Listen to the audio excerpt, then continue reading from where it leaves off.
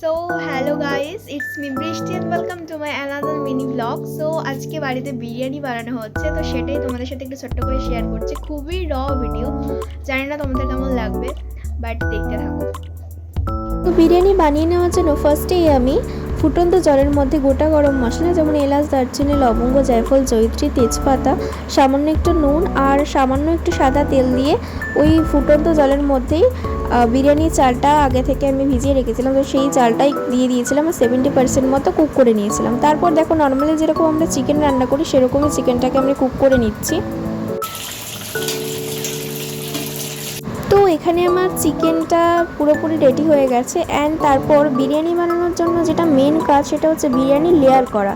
তো লেয়ারিংয়ের জন্য আমি একটা বড় হাঁড়ি নিয়ে নিয়েছি, তোমরা যে কোনো বড় পাত্র নিতে পারো। তো তারপর চিকেনের গ্রেভিটা দিয়ে দিয়েছি। অ্যাকচুয়ালি ফার্স্টে চিকেনের গ্রেভিটা দেওয়ার একটাই কারণ, যাতে না চালটা লেগে যায় ওই হাঁড়ির মধ্যে, তো সেই জন্য। তো তারপর একে একে চিকেন দিয়ে দিলাম আর আলু দিয়ে দিলাম। আলুটা অ্যাকচুয়ালি আমি একটু নুন, হলুদ আর সামান্য বিরিয়ানি মশলা দিয়ে ভেজে রেখেছিলাম।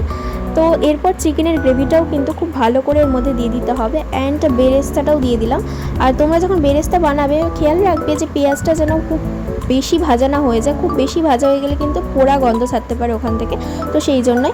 তারপর মেন জিনিস তো বিরিয়ানি মশলা, সেটা মাস্ট দিতেই হবে।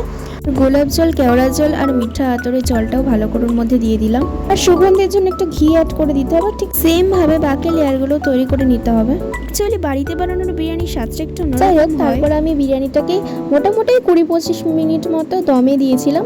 আর দম থেকে নামানোর পর তোমরা দেখতেই পাচ্ছ কত সুন্দর দেখতে হয়েছে। আর সত্যি বলতে এর টেস্টটা কিন্তু দারুণ হয়েছিল, মানে দোকানের থেকেও কিন্তু কম কিছু না। তারপর আমি নর্মালি পেঁয়াজ দিয়ে বিরিয়ানিটা খেতে বেশি পছন্দ করি। তোমরা খুব ভালো করেই জানো যে স্যালাড দিয়ে বিরিয়ানি খেতে খুবই ভালো লাগে, আর আমি বেশিরভাগটাই কিন্তু পেঁয়াজ দিয়ে বিরিয়ানিটা খেতে পছন্দ করে থাকি। আর সত্যি কথা বলতে অ্যাকচুয়ালি ছুটির দিনগুলোতে না এই বিরিয়ানি রান্না করে খাওয়ার মজাটাই একটা আলাদা। তারপর যেটা ছাড়া আমার চলে না, কোল্ড ড্রিঙ্কস বিরিয়ানি খাওয়ার পর মাস্ট। সো ভিডিওটা কেমন লাগলো তোমরা অবশ্যই আমাকে কমেন্ট করে জানিও। যদি ভালো লেগে থাকে একটা লাইক করে দিও, শেয়ার করো, অ্যান্ড অবশ্যই আমার চ্যানেলটাকে সাবস্ক্রাইব করতে ভুলো না, to be part of my journey. So thanks for watching.